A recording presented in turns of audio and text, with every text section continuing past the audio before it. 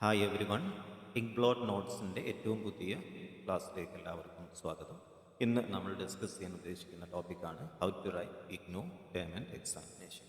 നമ്മളോട് പല സമയങ്ങളിലായിട്ട് ആളുകൾ പറയാറുണ്ട്, ഒരുപാട് പഠിച്ചിട്ടുണ്ട്, ബ്ലോക്കുകളും യൂണിറ്റുകളെല്ലാം തന്നെ കവർ ചെയ്തിട്ടുണ്ട്, പക്ഷേ നമ്മൾ എക്സ്പെക്റ്റ് ചെയ്ത രൂപത്തിൽ റിസൾട്ട് ലഭിച്ചിട്ടില്ല എന്ന് പറയാറുണ്ട്. അപ്പം നിങ്ങൾ എക്സാം എഴുതുന്ന സമയത്ത് ശ്രദ്ധിക്കേണ്ട ചില പ്രധാനപ്പെട്ട കാര്യങ്ങളാണ് ഇന്നത്തെ ഈ ഒരു വീഡിയോയിലൂടെ നിങ്ങളുമായിട്ട് ഞാൻ ഷെയർ ചെയ്യാൻ ഉദ്ദേശിക്കുന്നത്. നമുക്കറിയാൻ സാധിക്കും, മെജോറിറ്റി ക്വസ്റ്റ്യൻ പേപ്പറിലും വരുന്ന ഒരു പർട്ടിക്കുലർ ടൈപ്പ് ഓഫ് ക്വസ്റ്റ്യൻ ആണ് എസ് എ അല്ലേ. S A type question majority എല്ലാ കോഴ്സുകളിലും നമ്മൾ കാണാറുണ്ട് അല്ലേ. അപ്പം ഇവിടെ നമ്മൾ പലപ്പോഴും നമ്മൾ വരുത്തുന്ന ഒരു മിസ്റ്റേക്കാണ്, നമ്മൾ എസ് എ എഴുതുന്ന സമയത്ത് ക്വസ്റ്റ്യൻ നമ്പർ ആൻസർ അല്ലെങ്കിൽ ക്വസ്റ്റ്യൻ നമ്പർ ഇട്ടുകൊണ്ട് ആൻസർ സ്റ്റാർട്ട് ചെയ്യും. നമുക്ക് ലഭിക്കുന്ന എല്ലാ പോയിന്റ്സുകളും നമ്മൾ 1 by 1 ആയിട്ട് ആദ്യത്തെ 1-2 പാരഗ്രാഫുകളിലായിട്ട് എഴുതും അല്ലേ. അപ്പം സ്വാഭാവികമായിട്ടും നമ്മൾ 1-2 പാരഗ്രാഫ് എത്തുന്ന സമയത്ത് നമ്മൾ എഴുതാനുള്ള പോയിന്റുകൾ സ്വാഭാവികമായിട്ടും കഴിഞ്ഞിട്ടുണ്ടായിരിക്കും അല്ലേ. അപ്പം എങ്ങനെയാണ് നിങ്ങളൊരു എസ് എ ടൈപ്പ് ക്വസ്റ്റ്യനെ അപ്രോച്ച് ചെയ്യുന്നത്, എഴുതേണ്ടത് എന്ന് ആദ്യം തന്നെ നമുക്ക് നോക്കാവുന്നതാണ്.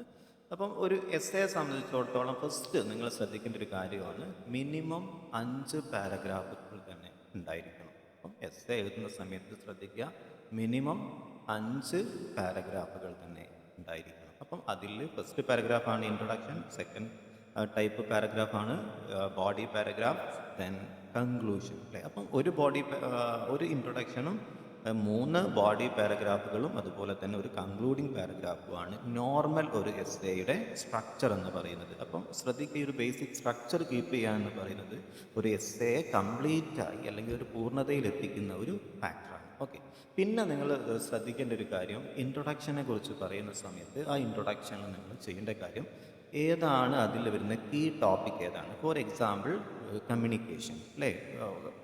What is communication, what are the different components or elements of communication, ഒരു ക്വസ്റ്റ്യൻ ആണ് അല്ലേ. അപ്പം ആ ഒരു ക്വസ്റ്റ്യൻ വരുന്ന സമയത്ത് ഈ ഒരു ക്വസ്റ്റ്യൻ്റെ കീ വേർഡ് എന്ന് പറയുന്നത് കമ്മ്യൂണിക്കേഷൻ ആണ് അല്ലേ. അപ്പോൾ ആ ഒരു ഇൻട്രൊഡക്ഷനിൽ you have to write what is mean by communication അല്ലേ. ആ ഒരു ഇൻട്രൊഡക്ടറി പാരഗ്രാഫ് നമ്മൾ ക്ലോസ് ചെയ്യുന്നത് അല്ലെങ്കിൽ നമ്മൾ ഫിനിഷ് ചെയ്യുന്നത് following are the major components of communication എന്ന് പറഞ്ഞിട്ട് ആ ഒരു ഇൻട്രൊഡക്ഷൻ പാരഗ്രാഫ് അവസാനിപ്പിക്കുക. എന്നിട്ട് ഓരോ പാരഗ്രാഫിലും നമ്മൾ അതിൻ്റെ ഓരോ കമ്പണൻസുകൾ എഴുതുക, പറയുന്ന മനസ്സിലാകുമ്പോൾ എലമെൻസുകൾ എഴുതുക അല്ലേ. അപ്പം നിങ്ങൾ ചെയ്യേണ്ട കാര്യം, ഇൻട്രൊഡക്ഷൻ ഈ രൂപത്തിൽ കൊടുക്കണം. ഓരോ ബോഡി പാരഗ്രാഫിലും നിങ്ങൾ ഓരോ പോയിന്റുകളായിരിക്കണം പ്രസൻറ്റ് ചെയ്യുന്നത്. അപ്പം ഒരു കൺക്ലൂഷൻ, ഇൻട്രൊഡക്ഷൻ കഴിഞ്ഞു, ഫസ്റ്റ് ബോഡി പാരഗ്രാഫിൽ ഫസ്റ്റ് പോയിന്റ്, അതിൻ്റെ എക്സാമ്പിൾ, അതിൻ്റെ എക്സ്പ്ലനേഷൻ അല്ലെ. രണ്ടാമത്തെ ബോഡി പാരഗ്രാഫിൽ ന്യൂ പോയിന്റ്, ആ പോയിന്റിൻ്റെ എക്സ്പ്ലനേഷൻ, എക്സാമ്പിൾ. ഇങ്ങനെ എത്ര പോയിന്റ്സ് ഉണ്ടോ അത്രയും പാരഗ്രാഫുകളും ഓരോ പാരഗ്രാഫിലും ഓരോ പോയിന്റ്സിൻ്റെയും എക്സാമ്പിൾസും എക്സ്പ്ലനേഷനും കൊടുക്കുക അല്ലെ. പിന്നെ നമ്മൾ ചെയ്യുന്നത് ഒരു കൺക്ലൂഡിങ് പാരഗ്രാഫാണ് അല്ലേ.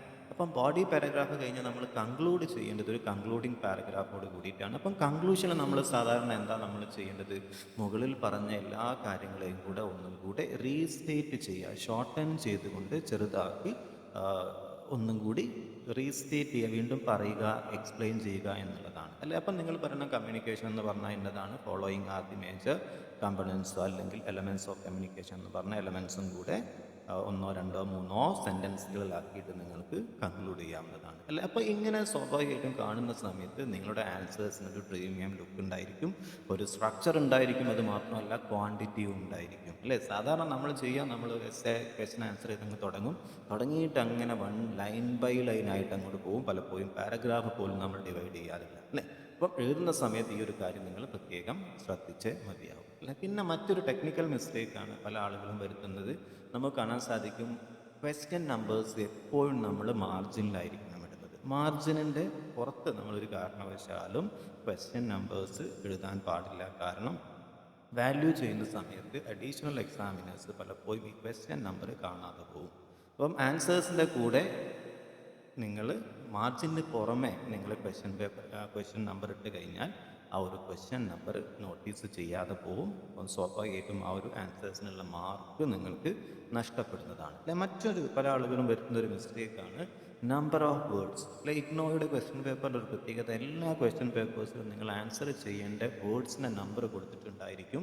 അപ്പം സാധാരണ നമ്മൾ കാൽക്കുലേറ്റ് ചെയ്യാറുള്ളത് ഒരു പേജിൻ്റെ വൺ സൈഡിൽ 80 വേർഡ്സിനെയാണ് നമ്മൾ കാൽക്കുലേറ്റ് ചെയ്യാറുള്ളത്.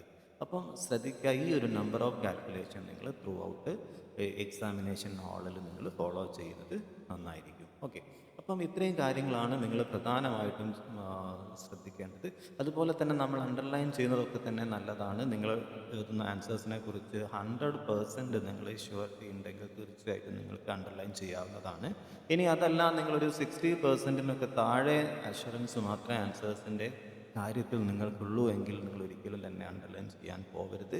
കാരണം വാല്യൂ ചെയ്യുന്ന ആളുകളുടെ ശ്രദ്ധ, അട്രാക്ഷൻ പോകുന്നത് തീർച്ചയായിട്ടും ഈ പറയുന്ന അണ്ടർലൈൻഡ് സെൻറ്റൻസിലേക്കായിരിക്കും. അപ്പം 100% പോയിൻ്റാണ്, കറക്റ്റ് ആൻസർ ആണെന്ന് തോന്നുന്നതിൻ്റെ അടിയിൽ മാത്രം നിങ്ങൾ അണ്ടർലൈൻ ചെയ്യാൻ വേണ്ടി ശ്രമിക്കുക. അപ്പം ഇത്രയാണ് പ്രധാനമായിട്ടും നിങ്ങളോട് എനിക്ക് ഈ ഒരു വീഡിയോയിൽ ഡിസ്കസ് ചെയ്യാനുള്ളത്. Anyway, now let me stop here. Have A nice day.